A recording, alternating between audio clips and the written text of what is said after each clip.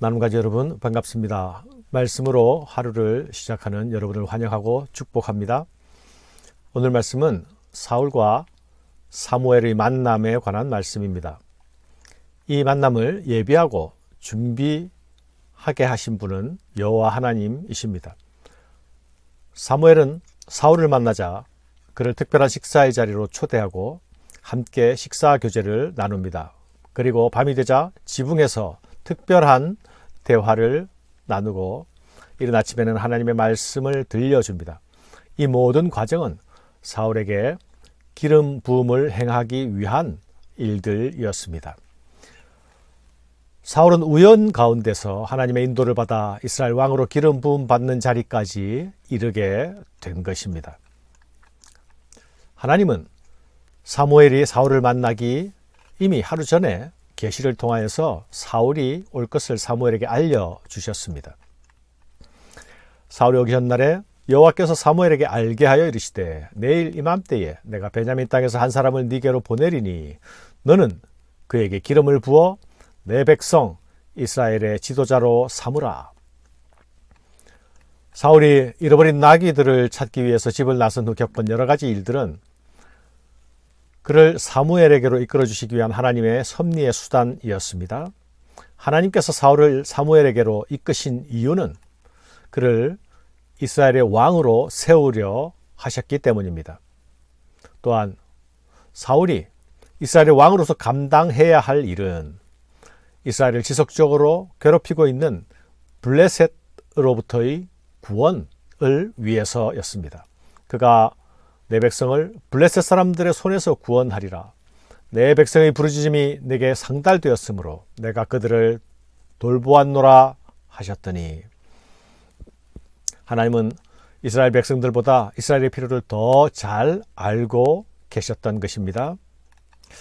기름 붓는 일은 하나님께서 특별한 사명을 부여받은 자가 치르는 영적 의식입니다.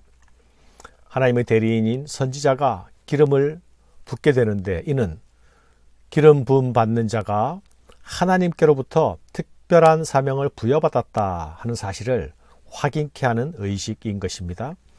하나님이 사울을 사무엘에게로 이끄신 것은 사무엘이 그에게 기름 붓게 하려 하신 것입니다. 하나님은 사무엘이 사울과 마주치게 되었을 때에 그에게 직접 바로 말씀하십니다. 바로 이 사람이다. 사무엘이 사울을 볼 때 여호와께서 그에게 이르시되 보라, 이는 내가 네게 말한 사람이니 이가 내 백성을 다스리리라 하시니라. 선지자 사무엘도 자신이 기름 부을 자가 누구인지 잘 알고 있지 못했습니다. 단지 하나님의 명령을 따라 그를 맞으러 나왔을 뿐입니다.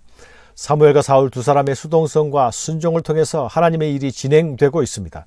사울은 아버지의 뜻에 순종하고 사무엘은 하나님의 뜻에 순종합니다. 그 가운데서 자신들도 분명히 알지 못하는 일들이 이루어져 가고 있는 것입니다. 사랑하는 여러분, 오늘 본문 15절에서 17절까지 세 절의 말씀 속에 내 백성이라는 말이 4번이나 반복되어서 나타나고 있습니다. 이 모든 일들이 하나님께서 자기 백성들을 돌보시는 일들이라는 것입니다. 우연 속에 감추어진 하나님의 손길은 우리가 감지하지 못하는 가운데서도 어떠한 정밀한 기기보다 더욱 세밀하고 정확하게 일하고 계십니다.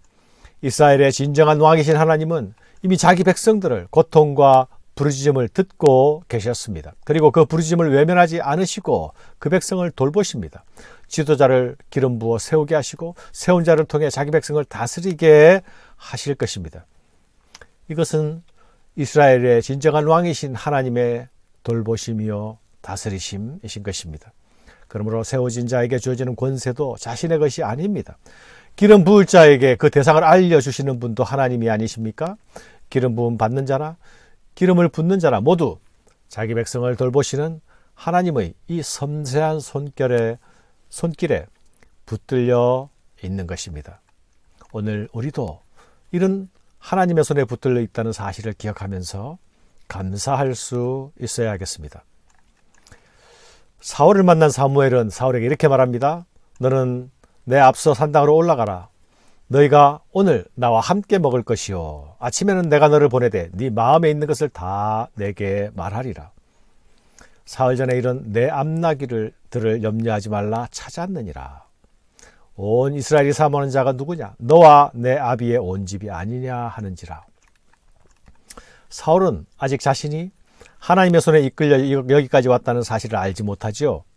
또한 자신과 사물의 만남이 어떤 의미를 가지는지에 대해서도 전혀 알지 못하고 있습니다. 그런 사울에게 사무엘은 말합니다. 너희 관심사였던 잃어버린 나귀들에 대한 문제는 이미 해결되었다. 그러나 이제 너는 나와 전혀 다른 차원의 이야기를 나누어야 한다. 너의 관심사는 전혀 다른 차원으로 연결될 것이다. 이제 너에게 전혀 새로운 장이 열릴 것이다. 나는 너를 오늘 특별한 식사의 자리로 초대할 것이야. 그리고 너는 네 마음에 있는 것을 모두 다 내게 말하게 될 것이다. 너는 네가 생각하는 것 이상의 사람이라는 것을 알아야만 한다. 너는 지금 이스라엘을 위해 여호와 하나님의 부르심을 받고 있는 중이다 라고 말하는 것입니다. 온 이스라엘이 사모하는 자가 누구냐? 너와 내 아버지의 온 집이 아니냐 하는지라. 이 말은 사울이 이스라엘의 지도자가 되어야 한다는 말일 것입니다. 사울은 이 말이 무슨 뜻인지 바로 알아차리고 이렇게 대답하죠. 사울이 대답하여 이르되 나는 이스라엘 지파의 가장 작은 지파 베냐민 사람이 아니니까 또 나의 가족은 베냐민 지파 가족 중에서 가장 미약하지 아니하니까 당신이 어찌하여 내게 이같이 말씀하시나이까. 이 대답 속에 사울의 겸손함이 묻어나고 있지 않습니까? 베냐민 지파가 작은 지파임은 분명합니다. 그러나 하나님은 작은 것들을 들어서 크게 쓰실 것입니다. 하나님 말고는 의지할 것 없는 자가 하나님께 가장 크게 쓰임 받는다는 것이 하나님 나라의 원리이자 법칙임을 기억해야 하겠습니다. 사무엘과 사울이 산당에서 나눈 식사는 특별한 의미를 가지는 것입니다. 그곳에는 이미 초대되어 있는 30명의 사람들이 있었습니다. 사울은 준비된 만찬의 자리에 가장 귀한 자리에 사울을 앉힙니다. 그는 이미 여기서 왕으로 대접받고 있는 것이죠. 그러나 여기서도 앞으로 진행될 일을 아는 사람은 사무엘과 하나님밖에 없습니다. 그러나 사울이 사무엘과 한자리에서 많은 사람들이 배석한 그 식사의 자리에 앉게 되었다는 것은 이미 이 순간부터 그의 신분과 지위가 예전과 달라지기 시작했다는 것을 말합니다. 이미 하나님의 부르심의 자리로 들어서고 있는 것이죠. 사울과 사무엘의 만남은 식탁 교제로 끝나지 않습니다. 자리를 옮겨 이제 더 진지한 이야기가 나누어집니다. 이 이야기는 아마도 밤새도록 밤늦게까지 이어졌을 것입니다. 사무엘과 사울에서 나눈 이 지붕 담화는 10장 16절에 의하면 국가와 민족에 관한 이야기였습니다. 하나님 나라에 관한 이야기였죠.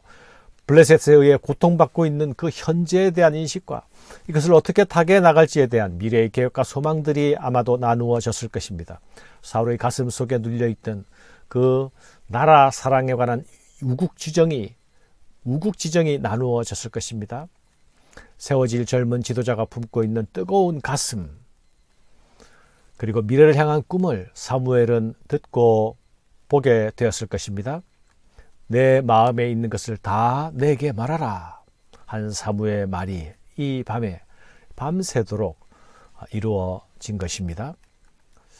사무엘은 이 과정을 통하여서, 이 시간을 통하여서 세워질 지도자가 과연 적합한 자일지 그의 심중의 생각을 듣고 보기를 원했던 것입니다.